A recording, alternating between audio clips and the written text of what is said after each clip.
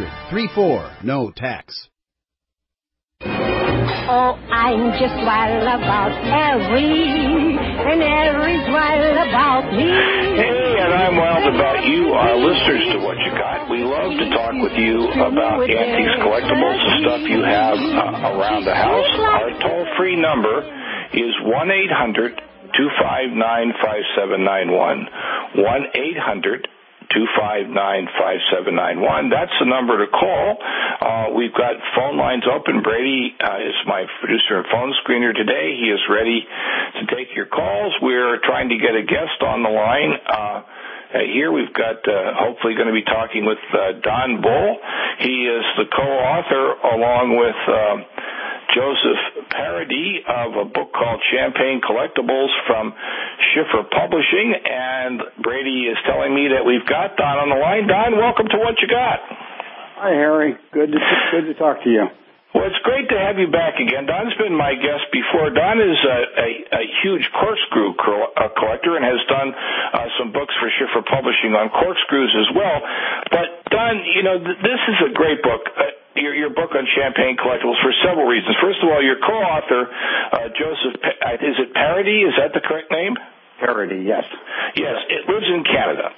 And in a way, I think your book represents a growing trend in the trade, and that is that collecting today is global, not regional. Absolutely.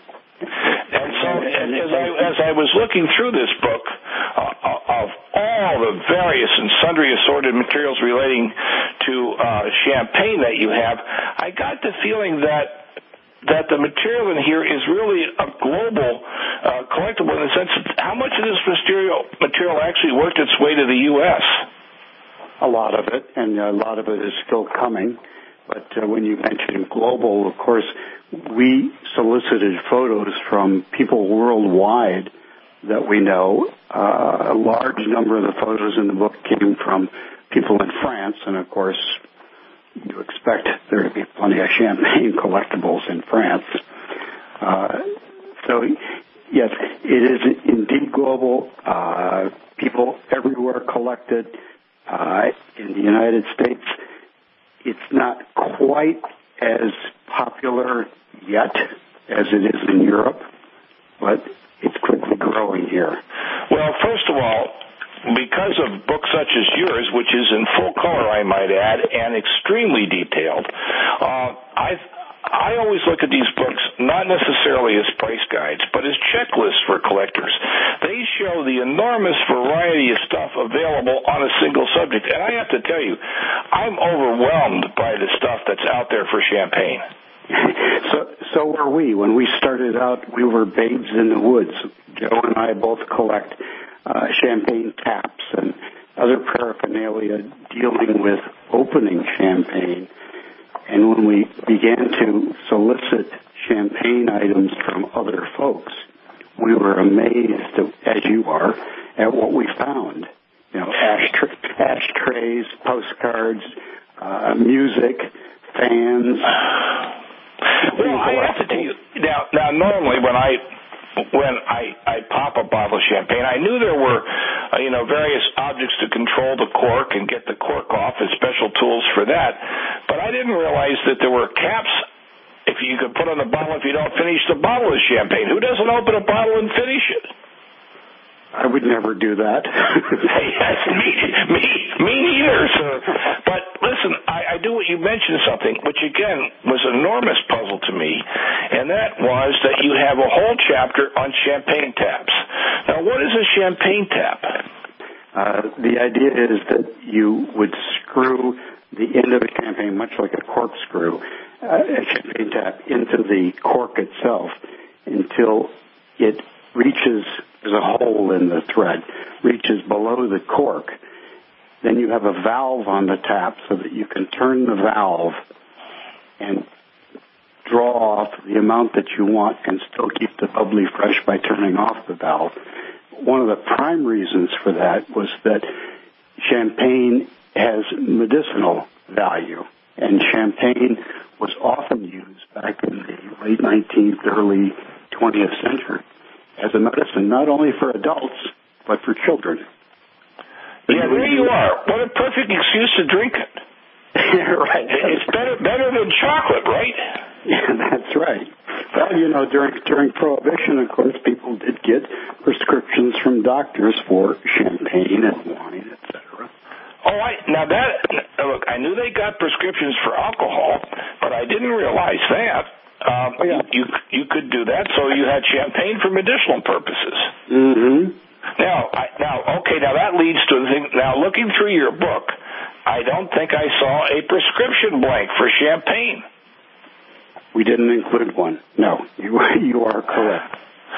Okay. We will, however, Joe and I are now working on a book on wine collectibles, and indeed you will find a prescription blank for that in the new book. Well, you know, what I love are what I call crossover collectibles. Now, again, when you go to Champagne fans, obviously they cross over to the fan collector.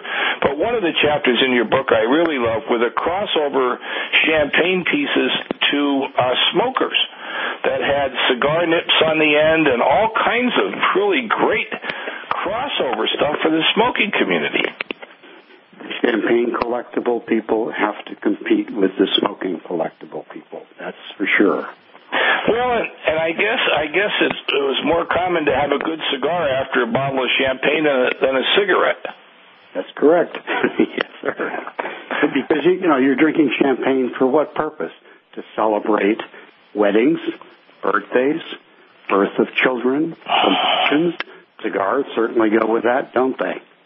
Yes, they certainly do. Now, want to again get a mention for you, but my guest is Donald Bull, B-U-L-L.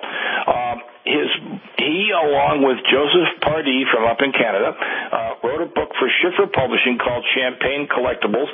And, Don, I want to get a website out. I always like to give a website out to my listeners, and I just don't want to get your website wrong. So give me your website, please.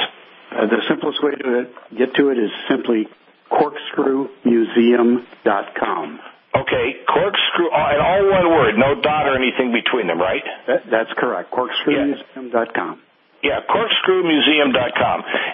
And again, I know Don best for his work in the history of corkscrews, because we've had him on What You Got talking about his books for Schiffer, the Figural Corkscrew book, and a number of other books.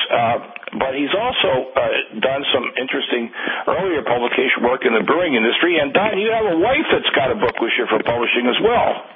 Yes, my wife is the most knowledgeable person on flower frogs in the world. She wrote a book called Flower Frog for Collectors. And that's also available from Schiffer Books, right? That's correct, yes. And do you have information on corkscrewmuseum.com about that, or should we send them to schifferbooks.com? You can use Bullworks, BULLWORKS.net. Okay, bullworks.net for that one, right? That's correct. Okay, now, in terms of this, I know this sounds like an incredibly dumb question. How does a champagne opener differ from a wine opener? Well, a wine opener, of course, is a corkscrew.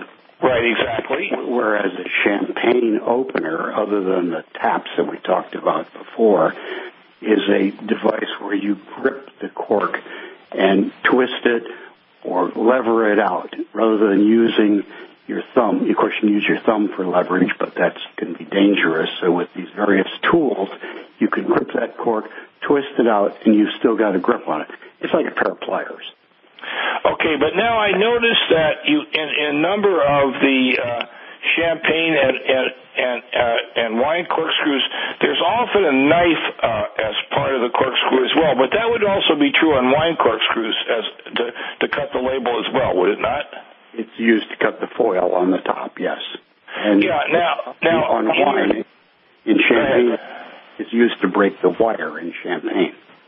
Okay. Now in your book on figural corkscrews, which is a marvelous book because, again, you look at this stuff and you say, hey, I can't even believe how many different variations and varieties there are. I noticed that the openers in your book, the corkscrew type openers in your book, tend to be less figural and more pocket knife type of in appearance?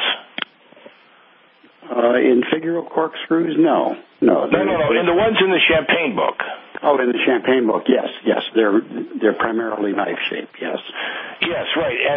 And so if you find a knife-shaped corkscrew, is that kind of an indication that it may be more champagne-oriented than wine-oriented? No, not really, because a knife with a corkscrew on it and one of those little blades for cutting the foil or breaking the wire is used both ways.